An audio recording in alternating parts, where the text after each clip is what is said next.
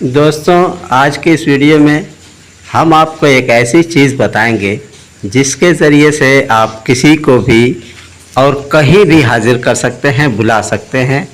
ये मतलब नहीं है कि वो आपका दोस्त है, कि दुश्मन है, कि महबूब है, कि लड़का है या लड़की है, या कि आपकी बीवी है या आपका शौहर है।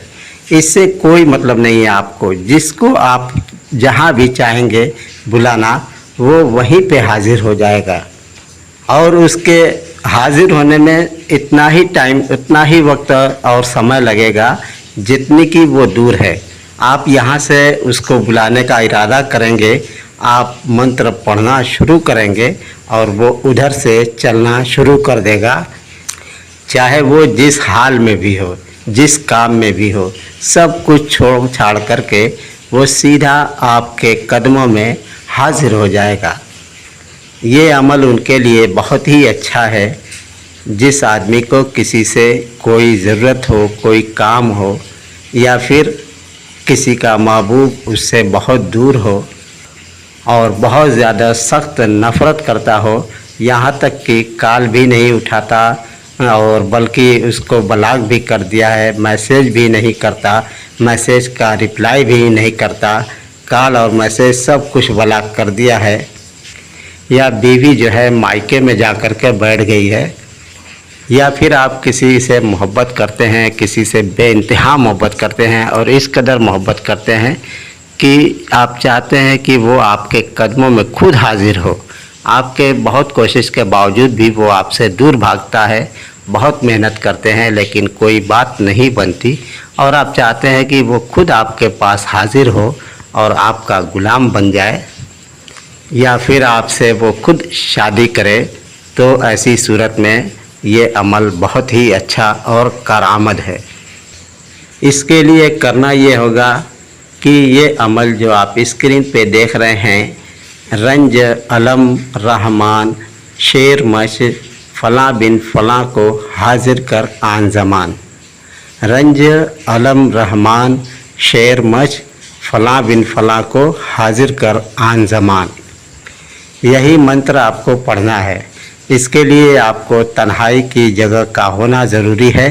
जहाँ पे आप इस मंत्र को, अमल को पढ़ेंगे, वहाँ पे आपको बिल्कुल तन्हा रहना है, आपके अलावा और कोई वहाँ पे मौजूद ना हो, और बल्कि बंद कमरे में करें या फिर उसको किसी जंगल वगैरह में करें जहाँ पे किसी के आने जाने का कोई इम्कान ना हो। बेहतरीन किस्म की खुशबू वाली अगरबत्ती जलाएं, अपने आप को भी खुशबू से मुअत्तर करें, लिबास और कपड़े पर भी अतर वगैरह लगा लें। फिर उसके बाद आप ये जो फ़लाँ बिन फ़लाँ जो है, यहाँ पे अपने मतलूब का, किसी का भी आप वहाँ पे अमल के लिए आपको अमल करना है, ये मंत्र सिद्ध करना है। और इसको सिद्ध करने के लिए आपको किसी भी शख्स का वहाँ पे नाम लेना है जिसको कि आप जानते हो और उसकी माँ का नाम जानते हो। तो ये दोनों नाम लेना है। पहले फ़लाँ की जगह पे आप अपने महबूब का या जिसको बुलाना चाहते हैं अमल के लिए, आपको वहाँ पे उसका नाम लगाना है, और दूसरे फ़लाँ की जगह पे उसकी माँ का नाम लगाना है।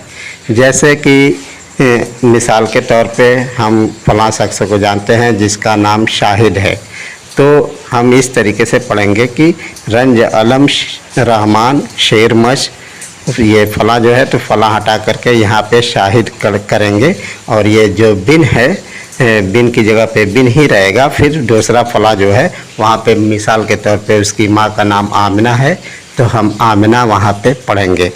यानी इस तरीके से पढ़ेंगे, रंज अलम रहमान शेर मच शाहिद बिन आमिना को हाजिर कर आन ज़मान।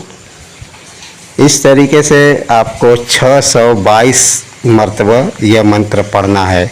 622 मरतबा ये अमल पढ़ना है। उसके बाद इसको रोज़ाना उसी तरीके से लगातार 16 दिन तक पढ़ना है, और 622 मरतबा 16 दिन पढ़ना है।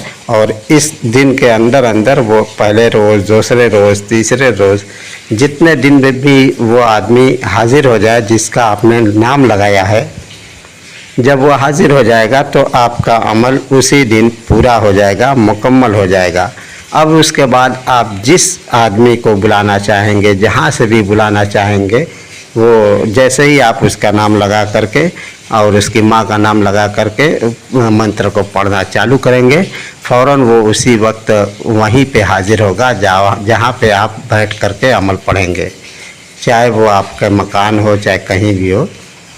अमल के बाद आपको ये शर्त नहीं है कि आप अमल तन्हाई में पढ़ें, कहीं भी किसी के भी बीच में आप पढ़ेंगे तो वो आदमी, वो औरत, वो लड़की फ़ौरन आपके पास खींची हुई हाजिर होगी।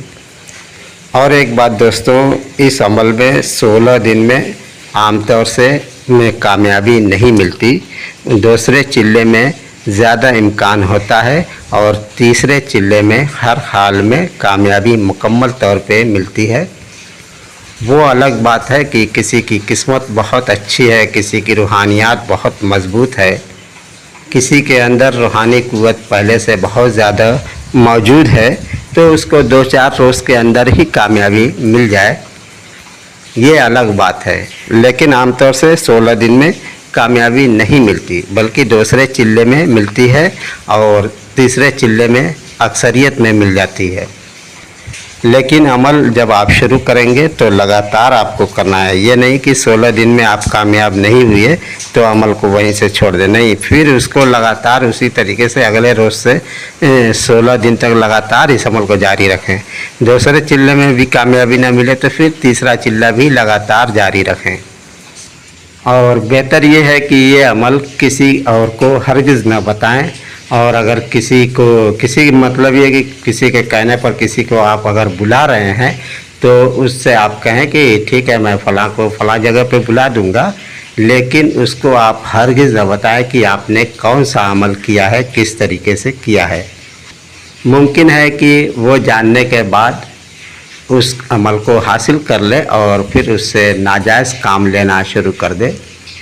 और दूसरी चीज़ ये होती है कि अक्सरियत में जो इस तरीके का आदमी होता है उसके अंदर हसद और जलन भी होती है, तो हसद और जलन आपको, आपके अमल को बर्बाद कर सकती है। आप तो जानते ही हैं कि नज़र बद जो होता है वो जादू से भी ज़्यादा तेज़ असर और फौरी असर करने वाला होता है।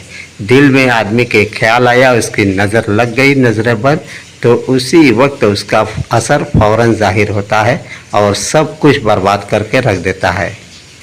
और अगर इस लाइन का वो जानकार है तो आपके अमल को वो बर्बाद करने की पूरी तरीके से कोशिश कर सकता है। अगर आप उससे जानकारी में कमज़ोर हैं या अमल में उससे कमज़ोर हैं तो मुमकिन है कि वो आपके अमल को बर्बाद कर ही दे।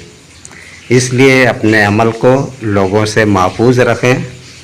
सिर्फ इसी अमल को नहीं बल्कि हर एक अमल को आप हर एक आदमी से महफूज रखें। कुछ भी पढ़ते हों या किस चीज़ से काम करते हों, कौन सा काम करते हैं, मोहब्बत का, इलाज का, जो भी आप दुश्मन के लिए करते हों, तो किसी का भी आप काम कर दें, लेकिन उसको ना बताएं कि किस चीज़ से आपने काम किया है। अगर किसी को बहुत बताना ही है तो उसको उसी टाइप की कोई और चीज़ बता दें, लेकिन जिस चीज़ से आप काम ले रहे हैं उस चीज़ को आप किसी भी सूरत में हरगिज़ न बताएं।